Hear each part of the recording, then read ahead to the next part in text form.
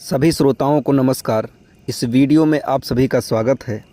पिछले वीडियो में हम लोगों ने देखा कि महोबा में रूपन खबर लेकर आता है कि हमने जो बदला लेने के लिए अपना कदम उठाया था वो पूरा हो चुका है। यही खबर सुनाने के लिए आ रहा है। अब उसके आगे की कथा। अगले ही दिन रूपन राजा परिमाल के दरबार में जा पहुंचा। उसने जैसे ही सलाम किया तो राजा ने कुमारों की कुशल क्षेम पूछी। रूपन ने कहा, सब राजकुमार और माता देवला बिल्कुल ठीक हैं। करिया राय को मारकर पिता का बदला ले लिया गया है और उस पापी का सिर दिखाने को मुझे महोबा भेजा गया है।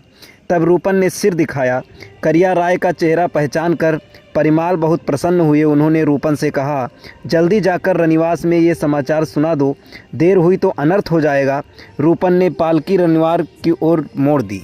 रानी मल्हना पालकी देखकर ही घबरा गई। रूपन ने जाकर प्रणाम किया और शुभ समाचार दिया कि सब कुमार सही सलामत हैं, बदला ले लिया गया है और करिया राय का सिर सबूत के लिए महोबा भेजा गया है।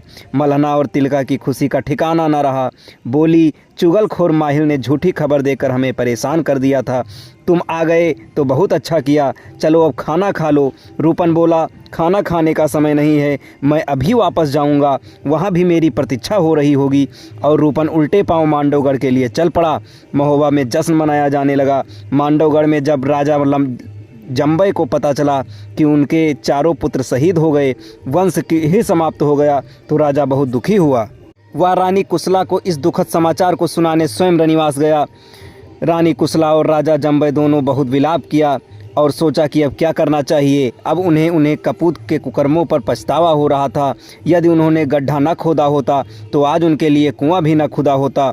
बुरे काम का तो पूरा परिणाम होना ही था, परंतु अब क्या किया जाए। उनकी पुत्री विजया ने माता पिता को बहुत दुखी देखा तो उन्हें धीरज बंधाया।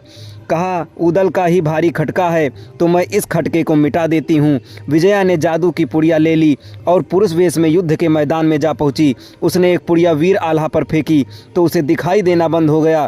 फिर जादू की एक पुड़िया मलखार पर डाली तो उसकी याददाश्त ही समाप्त हो गई। ढेवा की भी नज़र बंद कर दी। फिर पूरे लश्कर में अंधेरा कर दिया।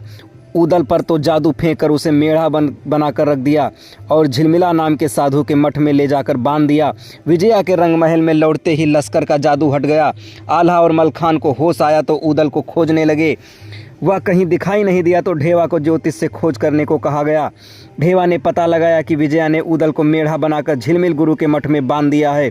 तब मलखान और ढेवा साधु का वेश बनाकर खोजने चले। झिलमिल गुरु के मठ पर पहुंचकर अलख जगाई। परिचय पूछने पर गोरखपुर में कुटी और बाबा गोरखनाथ के